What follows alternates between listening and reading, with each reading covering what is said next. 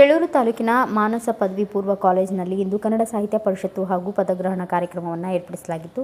ಕನ್ನಡ ಸಾಹಿತ್ಯ ಪರಿಷತ್ನ ಜಿಲ್ಲಾಧ್ಯಕ್ಷರಾದ ಕೋಡಿ ರಂಗಯ್ಯ ಅವರು ಯಾವ ರೀತಿ ನಮ್ಮ ಕನ್ನಡವನ್ನು ಉಳಿಸಿಕೊಳ್ಳಬೇಕು, ಅಲ್ಲದೆ ನಮ್ಮ ಜೀವನದಲ್ಲಿ ಒಳ್ಳೆಯ ಪ್ರಜೆಯಾಗಲೇಬೇಕು, ಸಿರಿಗನ್ನಡಂ ಗೆಲ್ಗೆ ಸಿರಿಗನ್ನಡಂ ಬಾಳ್ಗೆ ಎಂಬ ಹಲವು ಸ್ವಾತಂತ್ರ್ಯ ಹೋರಾಟದ ಬಗ್ಗೆ ಹಾಗೂ ಸಂವಿಧಾನದ ಪೀಳಿಗೆಯ ಬಗ್ಗೆ ಕವಿಗಳ ಪರಿಚಯ, ನಾವು ಕಂಡ ಭಾಷೆಯನ್ನು ಎಂದಿಗೂ ಮರೆಯಬಾರದು, ನಮ್ಮ ಕನ್ನಡವನ್ನು ಉಳಿಸಬೇಕು, ಸಮಾಜದಲ್ಲಿ ಒಳ್ಳೆಯ ರೀತಿ ಕಾರ್ಯಕ್ರಮ ಚಟುವಟಿಕೆಗಳಲ್ಲಿ ತೊಡಗಬೇಕು, ಅದೇ ರೀತಿ ಒಳ್ಳೆಯ ವಿದ್ಯಾವಂತರಾಗಬೇಕು, ಒಳ್ಳೆಯ ಹೆಸರನ್ನು ಗಳಿಸಬೇಕು ಎಂದು ಹಲವಾರು ಹಿತನುಡಿಗಳನ್ನು ಆಡಿ ಹೊಗಳಿ ವಿದ್ಯಾರ್ಥಿಗಳೊಂದಿಗೆ ಹಂಚಿಕೊಂಡರು. ಅದೇ ರೀತಿ ಚೇಳೂರು ತಾಲೂಕು ದಂಡಾಧಿಕಾರಿಗಳಾದ ಬಿ.ಕೆ. ಶ್ವೇತಾ ಅವರು ವಿದ್ಯಾರ್ಥಿಗಳಲ್ಲಿ ನಾವು ಕಂಡ ಭಾಷೆಯನ್ನು ಮರೆಯಬಾರದು, ಕನ್ನಡವನ್ನು ಉಳಿಸಬೇಕು, ಕನ್ನಡವೇ ಸತ್ಯ, ಕನ್ನಡವೇ ನಿತ್ಯ ಎಂಬ ವಾಕ್ಯದೊಂದಿಗೆ ಕವನ ಸಂಕಲನ ನುಡಿಗಳನ್ನು ಮಕ್ಕಳಲ್ಲಿ ಹಂಚಿಕೊಂಡರು.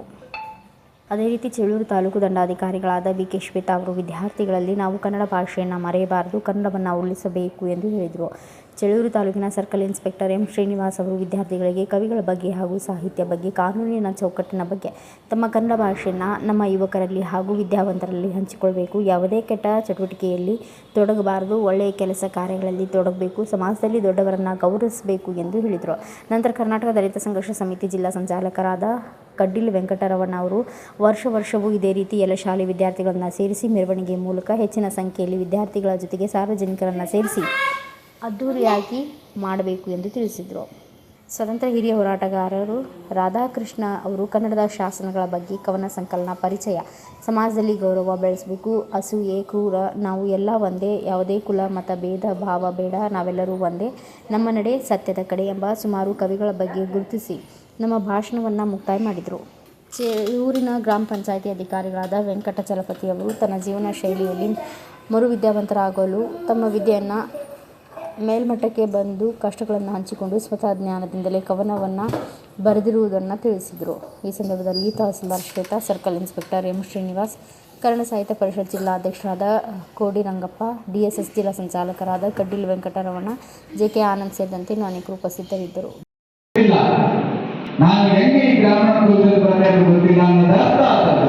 ಕುಲ ನಿಂತು ಹೊಡೆದಾಡದೆ ನಿಮ್ಮ ಕುಲದ ನೆಲೆಗೆ ಏನಾದರೂ ಬರಲಿಲ್ಲ. ಅದೇ ರೀತಿ ವಚನ ಸಾಹಿತ್ಯ ಬರುತ್ತೆ. ವಚನ ಸಾಹಿತ್ಯದಲ್ಲಿ ಬಸವಣ್ಣವರು, ಅಲ್ಲಮ ಪ್ರಭುಗಳು ಬಹಳಷ್ಟು ಜನ ಬರ್ತಾರೆ.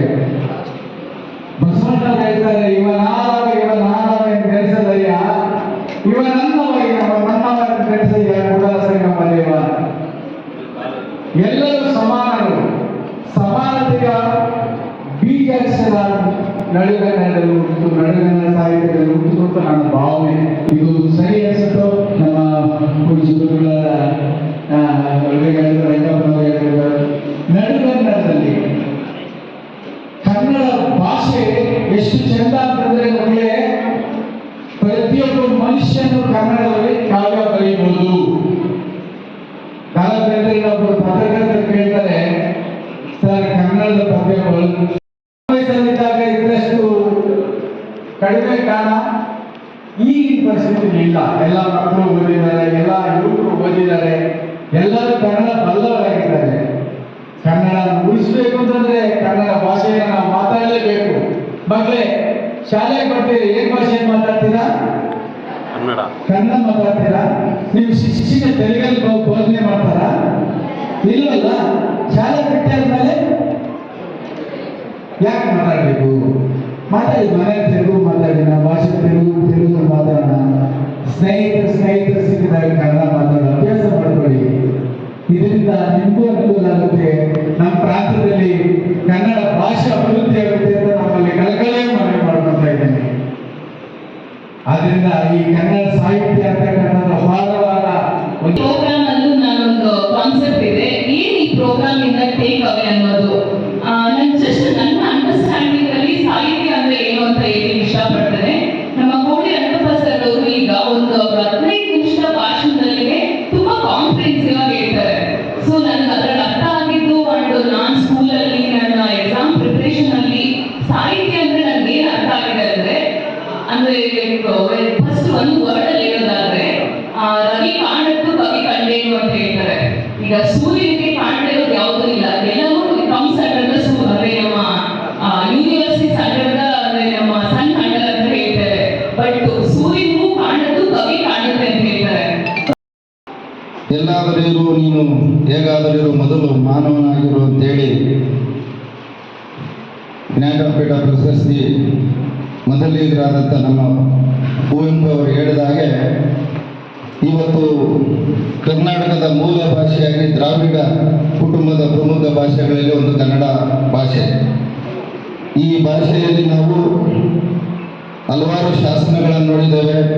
ಆಲ್ಮಡಿ ಶಾಸನ, ಕವಿರಾಜ ಮಾರ್ಗ, ಒಳ್ಳೆ ಕವಿಗಳನ್ನು ನೋಡಿದ್ದೇವೆ. ಪಂಪ, ರನ್ನ, ಸುಮಾರು ಈ ಒಂದು ಸಾಹಿತ್ಯ ಲೋಕದ ಮನುಷ್ಯನಾಗಿ ಬಾಳಲಿಕ್ಕೆ ಒಂದು ಅವಕಾಶವಿದೆ.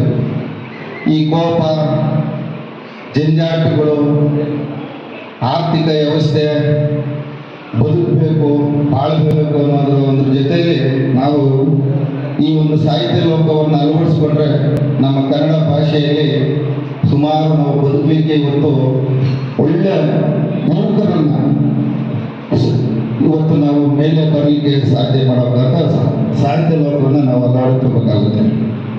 ನೋಡಿ, ನಾವು ಇಡೀ ಭಾರತ ದೇಶದಲ್ಲಿ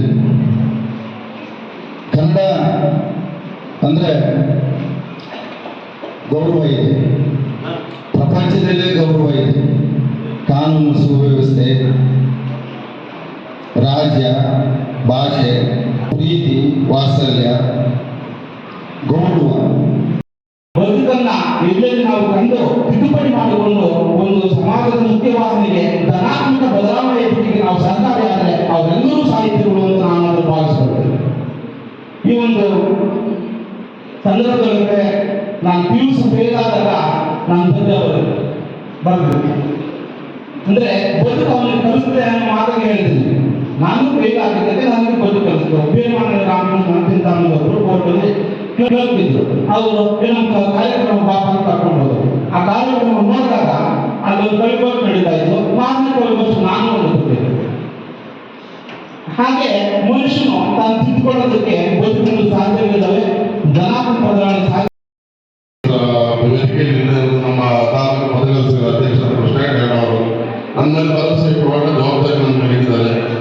ಮುಂದಿನ ದಿನಗಳಲ್ಲಿ ಎಲ್ಲರೂ ಸಹ ನಮ್ಮ ಪದಾಧಿಕಾರಿಗಳ ಏನು 2000 ವರ್ಷ ಪದಾಧಿಕಾರಿದ್ದಾರೆ ಎಲ್ಲರನ್ನೂ ಒಟ್ಟುಗೂಡಿಸಿಕೊಂಡು ಎಲ್ಲರನ್ನೂ ಸಹ ಸಲಹೆ ಸೂಚನೆಗಳೊಂದಿಗೆ ನಮ್ಮ ಕನ್ನಡ ಪರಿಷತ್ ಒಳ್ಳೆಯ ರೀತಿಯಲ್ಲಿ ಕನ್ನಡ ನಾಡು ಮುಂದೆ ಬೆಳೆಸಿಕೊಂಡು ನಾನು ಮುಂದೆ ಸೂಚಿಸುತ್ತೇನೆ. ಈ ವೇದಿಕೆಯಲ್ಲಿ ಸಮಯ bureau report RBM Bharat Vaibhav news Chelur. Thanks for watching. Read, discuss and debate with editor Dr. Yan Prashant Rao. Wanted reporters in print, digital and visual media for Bharat Vaibhav Daily Newspaper, BV News 5 Channel and BV Fast Web News from all the talukas of Karnataka, Goa and Maharashtra. If interested, send your resume to 9019229369.